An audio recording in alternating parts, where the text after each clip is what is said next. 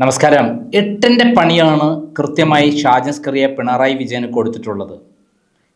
അതായത് ഇന്നലെ നടന്ന അദ്ദേഹത്തിൻ്റെ അറസ്റ്റ്, ഷാജൻ സ്കറിയയുടെ അറസ്റ്റ് 13/2025 നമ്പറിൽ ഏതോ ഒരു കേസെടുത്ത് യാതൊരു മുന്നറിയിപ്പും ഇല്ലാതെ ഷാജൻ സ്കറിയെ പിന്തുടർന്ന് അറസ്റ്റ് ചെയ്ത നടപടികൾ, പ്രത്യേകിച്ചും ഷർട്ട് ഇടാതെയാണ് അദ്ദേഹത്തെ പിടിച്ചുകൊണ്ടുപോയത്. പ്രാകൃതമായ ഒരു നടപടിയാണ് ഇതെന്ന് ഇന്നലെ കോടതിക്ക് നേരിട്ട് ബോധ്യപ്പെട്ടു. കോടതിയിൽ ഷാജൻ സ്കറിയ ഹാജരായത്, അതായത് മജിസ്ട്രേറ്റിന് മുമ്പിൽ അർദ്ധരാത്രി ഹാജരാക്കിയത് ഷർട്ട് ഇടാതെയാണ്. അതായത് വീട്ടിലേക്ക് അദ്ദേഹം തൻ്റെ മുണ്ടക്കയത്തു നിന്നുള്ള വീട്ടിൽ നിന്ന് വന്ന് അച്ഛനെയും അമ്മയും 90 വയസ്സുള്ള അച്ഛനമ്മയും കൂട്ടി വന്ന് തിരുവനന്തപുരത്ത് വീട്ടിലെത്തിയ ഉടനെ തന്നെ അദ്ദേഹത്തിൻ്റെ വീട്ടിലേക്ക് ഗുണ്ടകളെപ്പോലെ പോലീസ് ഇരച്ചു കയറുകയായിരുന്നു. ഇരച്ചു കയറിയ പോലീസ് ഷാജൻ സ്കറിയ കുളിച്ച് പുറത്തിറങ്ങിയ അതേ വേഷത്തിൽ താനൊന്ന് ഷർട്ട് ഇട്ടോട്ടെ എന്ന് ചോദിച്ചപ്പോൾ ഷർട്ടൊക്കെ ഞങ്ങൾ പുറമേന്ന് മേടിച്ച് തരാം എന്ന് പറഞ്ഞ് നിർബന്ധപൂർവം അവർ ഷാജൻ സ്കറിയയെ പൊക്കിക്കൊണ്ടുപോവുകയായിരുന്നു. അതായത് ഷാജൻ സ്കറിയ പറയുന്നത് എന്താണ്? പോലീസ് യാതൊരു തെറ്റൊന്നും ചെയ്തില്ല, യാത്ര ചെയ്യുമ്പോൾ മോശമായി പെരുമാറിയില്ല എന്നാണ്. എന്നാൽ ഇവിടെ ഷാജൻ സ്കറിയയോട് ചെയ്ത പെരുമാറ്റം അംഗീകരിക്കാൻ പറ്റുന്നതാണോ? അതായത് മനുഷ്യാവകാശ ലംഘനമാണ്, ഭരണഘടന അനുശാസിക്കുന്ന പ്രവർത്തികളുടെ ലംഘനമാണ്. മാത്രമല്ല, ഒരാളെ അറസ്റ്റ് ചെയ്യുവാൻ വേണ്ടിയുള്ള അർണേഷ് കുമാർ വേഴ്സ് ബീഹാർ കേസിൽ സുപ്രീം കോടതിയുടെ ഉത്തരവുണ്ട്. ഇങ്ങനെ നോട്ടീസ് കൊടുക്കാതെ അറസ്റ്റ് ചെയ്യാൻ പാടില്ല.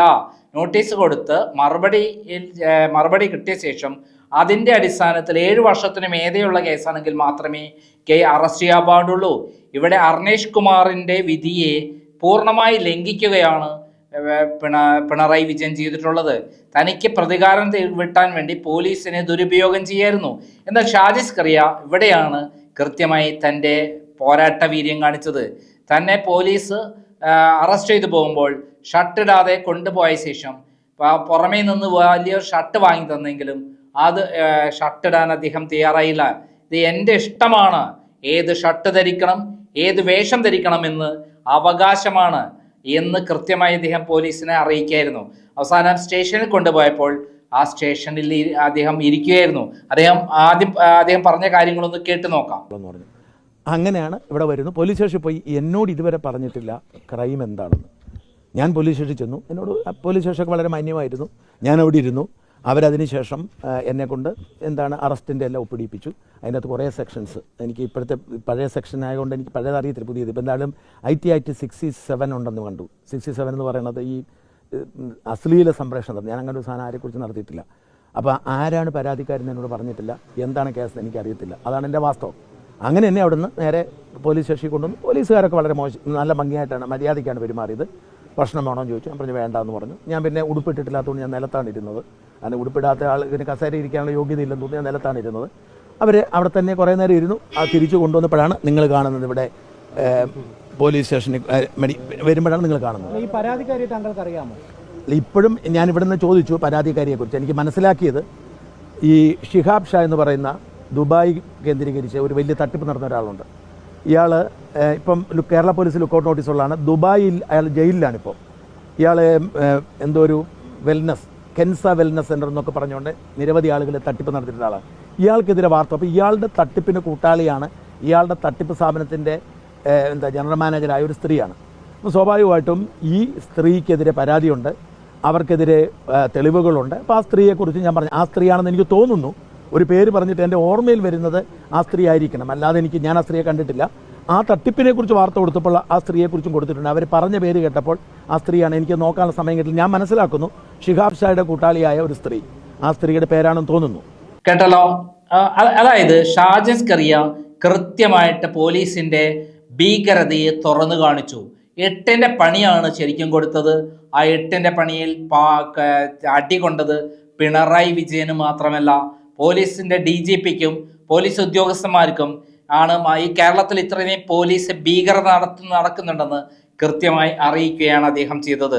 ഞാൻ അർണേഷ് കുമാർ വേഴ്സ് ബീഹാർ കേസിൽ കൃത്യമായി സുപ്രീം കോടതി പറഞ്ഞ കാര്യങ്ങൾ എല്ലാം ലംഘിച്ചുകൊണ്ടാണ് ഇവിടെ ഷാജസ്കറിയെ അറസ്റ്റ് ചെയ്തിട്ടുള്ളത്. നോക്കിയ ഷാജസ്കറിയെ അറസ്റ്റ് ചെയ്തപ്പോൾ പാലിക്കേണ്ട കാര്യങ്ങൾ എന്തൊക്കെയായിരുന്നു എന്ന് നമുക്കൊന്ന് കൃത്യമായി വായിക്കാം. അർണേഷ് കുമാർ വേഴ്സ് ബീഹാർ കേസിന്റെ പ്രധാനപ്പെട്ട ഭാഗങ്ങളാണ് ഞാൻ വായിക്കുന്നത്. Where such a notice is issued to any person, it shall be the duty of the person to comply with the terms of the notice. അങ്ങനെ ഒരു നോട്ടീസ് കൊടുത്തിട്ടില്ല. അതായത് 7 വർഷത്തിന് മുകളിലുള്ള താഴെയുള്ള കേസുകൾക്ക് കൃത്യമായിട്ട് നോട്ടീസ് കൊടുക്കണം എന്നുള്ളത് ഒരു മാൻഡേറ്ററി ആണ്. Where such person complies and continues to comply with the notice, he shall not be arrested in respect of the offence referred to in the notice unless there are 4 reasons to be recorded. The police officer is of the opinion that he ought to be arrested. അതായത് notice കൃത്യമായി കൊടുത്ത് അതിൻ്റെ അകത്ത് കൃത്യതമായ മറുപടി ഒന്നുമില്ല എങ്കിൽ എന്ത് ചെയ്യാം? അറസ്റ്റ് ചെയ്യാം. പക്ഷെ ഇവിടെ നോട്ടീസേ കൊടുത്തിട്ടില്ല. Where such person at any time fails to comply with the terms of the notice or is unwilling to identify himself, the police officer may subject to such orders as many have been passed by a competent court in this behalf, arrest him for the offence mentioned in the notice. അതായത് ഈ notice കൈപ്പറ്റാതെ വരികയോ അതിന് കൃത്യമായി മറുപടി പറയാതിരിക്കുകയോ ചെയ്യുകയാണെങ്കിൽ ഈ പറയുന്ന കോടതിയുടെ ഉത്തരവ് പ്രകാരം അറസ്റ്റ് ചെയ്യാം. Aforesaid provisions makes it clear that in all the cases where the arrest of the person is not required under section 41(1) CRPC, the police officer is required to issue notice directing the accused to appear before him at a specific place and time. അതായത് കൃത്യമായി police ഒരു CRPC 41(1) പ്രകാരം notice കൊടുക്കണം. അത് കൃത്യമായിട്ട് apply ചെയ്യണം. അത് എവിടെയാണ് വരേണ്ടതെന്ന് പ്ലേസും ടൈമും പറയണം. Law obliges such an accused to appear before the police officer, and it further mandates that if such an accused complies with the terms of the notice, he shall not be arrested. അങ്ങനെ notice കൊടുത്ത് കൃത്യമായി അദ്ദേഹം പാലിക്കപ്പെടുകയാണെങ്കിൽ അദ്ദേഹത്തെ arrest ചെയ്യാൻ പാടില്ല. Unless for reasons to be recorded, the police officer is of the opinion that the arrest is necessary. അല്ലാത്ത പക്ഷെ അത്രയും പോലീസ് ഓഫീസർക്ക് കാര്യങ്ങൾ ക്ലിയർ ആയിട്ട് കിട്ടണം. നോട്ടീസ് കൊടുത്ത് അധികം വരാതിരിക്കുക, കൃത്യമായി മറുപടി പറയാതിരിക്കുക, എന്നിട്ട് വേണമെങ്കിൽ അറസ്റ്റ് ചെയ്യാം. ഇവിടെ നോട്ടീസേ കൊടുത്തിട്ടില്ല. This stage also the condition precedent for arrest as envisaged under section 41 CRPC has to be complied and shall be subject to the same scrutiny by the magistrate as aforesaid.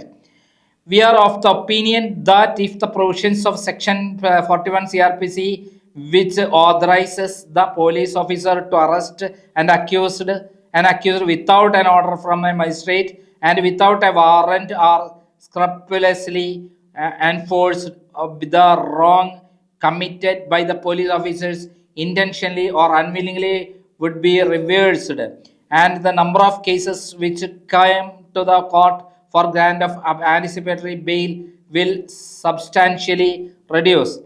We would like to emphasize that the practice of the mechanically reproducing in the case diary all or most of the reasons contained in section 41 CRPC for effecting arrest be discouraged and discontinued. ഒരു കാരണവശാലും notice നൽകാതെ കൃത്യമായി apply ചെയ്യാതെ arrest പാടില്ല എന്നുള്ളതാണ് supreme കോടതി പറഞ്ഞിരിക്കുന്നത്. Our endeavor in this judgment is to ensure that police officers do not arrest accused unnecessarily and the magistrate do not authorize detention casually and mechanically. In order to ensure what we have observed above, we give the following direction. ഇങ്ങനെ ഇല്ലീഗലായിട്ട് arrest ചെയ്യുകയോ magistrate ജാമ്യം നൽകാതെ ജയിലിൽ അടയ്ക്കുകയോ പാടില്ല എന്ന് പറഞ്ഞുകൊണ്ട് supreme കോടതി പറഞ്ഞ കാര്യങ്ങൾ പ്രധാനപ്പെട്ട ഇതാണ്. All the state governments to instruct the police officers not to automatically arrest when a case under section 498A of the IPC is registered but satisfy themselves about the necessity for arrest under the parameters laid down above flowing from section 41 CRPC പ്രകാരം notice നൽകാതെ ഒരു കാരണവശാലും arrest ചെയ്യാൻ പാടില്ല എന്നാണ് supreme കോടതി order നൽകിയിരിക്കുന്നത് എല്ലാ പോലീസ് ഓഫീസേഴ്സിന് ഇന്ത്യയിൽ. All the state governments to instruct the police officers not to automatic അതാ പറഞ്ഞിരിക്കുന്നത്. All police officers be provided with a checklist containing specified sub-clauses under section 41(1)(b) second. കൃത്യമായിട്ട് 41(1)(b) second പാലിക്കപ്പെടണം. അല്ലാതെ ഒരു കാരണവശാലും കയറിട്ട് പോയി അറസ്റ്റ് ചെയ്യാൻ പാടില്ല. The police officer shall forward the checklist duly filed and furnish the reasons and materials which are necessitated in the arrest while forwarding producing the accused before the magistrate for further detention. The magistrate, while authorizing detention of the accused, shall peruse the report furnished by the police officer in times aforesaid. Only after recording its satisfaction the magistrate authorize detention. കൃത്യമായിട്ട് ഇത് 41 പ്രകാരമുള്ള CRPC 41 പ്രകാരമുള്ള നിയമങ്ങൾ പാലിച്ചിട്ടുണ്ടോ എന്ന് കൃത്യമായിട്ട് ഉണ്ടെങ്കിൽ മാത്രമേ police magistrate detention പാടുള്ളൂ എന്നാണ് പറഞ്ഞിരിക്കുന്നത്. Decision not arrest and accused be forwarded to the magistrate within 2 weeks from the date of the institution of the case and with a copy of to the magistrate, which may be extended by the superintendent of police of the district for the reasons to be recorded in writing. Notice of appearance in terms of the section 41A CRPC be served on the accused within 2 weeks from the date of the institution of the case, which may extended by the superintendent of police the district of for the reasons or to be recorded for in writing.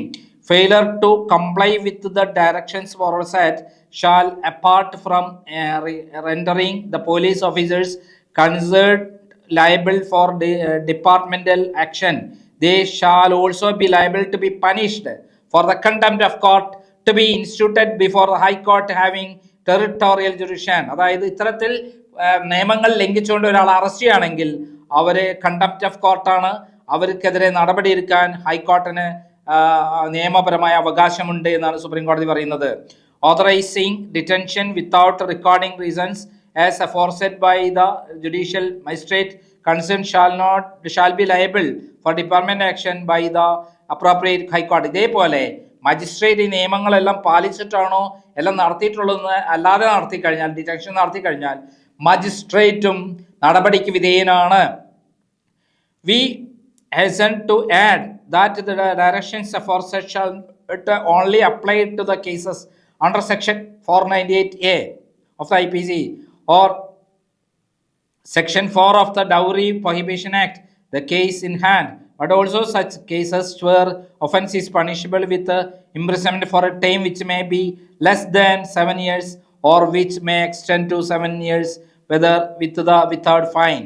അതായത് ഈ 498 act അല്ലാതെ ഉള്ള കേസുകളാണെങ്കിലും 7 വർഷത്തിൽ മേതെയാണെങ്കിലേ മാത്രം arrest ചെയ്യാൻ പാടുള്ളൂ. അല്ലെങ്കിൽ CRPC 41 പറയാൻ നോട്ടീസ് കൊടുത്ത് മറുപടി കൃത്യമായി വാങ്ങിയ ശേഷം മാത്രമേ നടപടി ഉണ്ടാകാൻ പാടുള്ളൂ. അല്ലാതെ അങ്ങോട്ട് കയറി വീഴുമ്പോൾ അറസ്റ്റ് ചെയ്യാൻ പാടില്ല.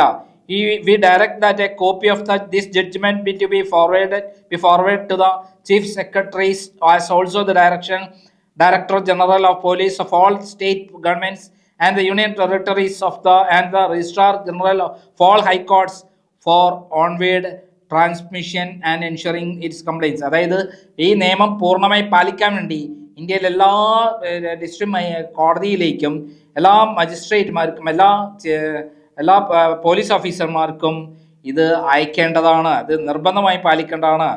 By order dated 31st October 2013 this court had granted provisional bail to the appellant or to certain condition. We make the order absolute. അതായത് ഈ ഓർഡർ പ്രകാരമുള്ള കാര്യം ആ പർട്ടിക്കുലർ ആൾക്ക് മാത്രമല്ല, ഇന്ത്യയിലെ എല്ലാ കോടതികൾക്കും മജിസ്ട്രേറ്റ് കോടതികൾക്കും എല്ലാ പോലീസ് ഓഫീസർമാർക്കും ബാധകമാണ്. അതായത് ഒരാളെ 7 വർഷത്തിന് താഴെയുള്ള കേസുകളിൽ അറസ്റ്റ് ചെയ്യപ്പെടണമെങ്കിൽ ഈ നിയമപ്രകാരം CRPC 41 പ്രകാരം നോട്ടീസ് കൊടുത്ത് ഏത് സ്ഥലത്താണ് വരേണ്ടത്, ഏത് സ്ഥലത്താണ് ചോദ്യം ചെയ്യാൻ വരേണ്ടത് എന്ന് കൃത്യമായി അപ്ലൈ ചെയ്യേണ്ടതാണ്. ആ അപ്ലൈ ചെയ്ത ശേഷം കൃത്യത അല്ലാതെ വരികയാണെങ്കിൽ അദ്ദേഹത്തെ മാത്രമേ 7 വർഷത്തിന് മേതെയുള്ള കേസിൽ മാത്രമേ അറസ്റ്റ് ചെയ്ത് കോടതിയിൽ ഹാജരാക്കേണ്ടതുള്ളൂ എന്നുള്ള സുപ്രധാന വിധിയാണ് അർണേഷ് കുമാർ വേഴ്സസ് ബീഹാർ കേസിൽ സുപ്രീം കോടതിയുടെ ഉത്തരവിലുള്ളത്. ഇത് സുപ്രധാനമായ കേസാണ്. ഈ കേസിൽ തീർച്ചയായും വയലേറ്റ് ചെയ്തിരിക്കുന്നു ഷാജൻ സ്കറിയയുടെ കേസിൽ എന്നുള്ളതാണ് കൃത്യമായിട്ടുള്ള വിവരങ്ങൾ കൊണ്ട് നമുക്ക് മനസ്സിലാക്കാൻ പറ്റുന്നത്. അപ്പോൾ 8ന്റെ പണിയാണ് പോലീസിന് കൊടുത്തിരിക്കുന്ന. അറസ്റ്റ് ചെയ്ത പോലീസുകാർ നിർബന്ധമായും അവർക്കെതിരെ ശിക്ഷാ നടപടി ഉണ്ടാകും. അവരെ ഡിപ്പാർട്ട്മെന്റിൽ നിന്ന് ഒഴിവാക്കേണ്ടി വരും, ഡിസ്മിസ് ചെയ്യേണ്ടി വരും എന്നുള്ളതാണ് ഈ നിയമം പറയുന്നത്. അതായത് ഷാജിസ് കറിയെ അറസ്റ്റ് ചെയ്ത പോലീസ് ഉദ്യോഗസ്ഥന്മാർ കുടുങ്ങും, പിണറായി വിജയൻ രക്ഷപ്പെടും. പിണറായി വിജയൻ അവിടുന്ന് പലതും വിളിച്ചു പറയും. അതൊക്കെ കേട്ടിട്ട് ഇവിടെയുള്ള പോലീസുകാർ ഇങ്ങനെ നിയമവിരുദ്ധമായി അറസ്റ്റ് ചെയ്താൽ അവരുടെ കാര്യം കട്ട പുകയാണ്. ഇനി മേലിൽ പോലീസ് ഉദ്യോഗസ്ഥന്മാർ ശ്രദ്ധിക്കുക, ഈ നിയമം വളരെ ശക്തമാണ്. ഇനി എന്തെങ്കിലും ഇതേപോലെയുള്ള കേസുകൾ വന്നാൽ എല്ലാവർക്കും ഈ നിയമം പ്രകാരം പാലിക്കാൻ പറ്റും. മജിസ്ട്രേറ്റുമാരും പേടിക്കണം, പോലീസ് ഉദ്യോഗസ്ഥന്മാരും പേടിക്കണം എന്നാണ് സുപ്രീം കോടതി വിധി കൊണ്ടുള്ളത്. എന്നെ പലതവണ അറസ്റ്റ് ചെയ്തെല്ലാം തന്നെ 7 വർഷത്തിന് താഴെയുള്ള കള്ളക്കേസുകളിലാണ്. ആ കേസുകളിലെല്ലാം തന്നെ നിയമവിരുദ്ധമായിട്ടുള്ള നടപടിയാണ് ഉണ്ടായിട്ടുള്ളത് എന്ന് തീർത്തു പറയാൻ പറ്റും. നന്ദി, നമസ്കാരം.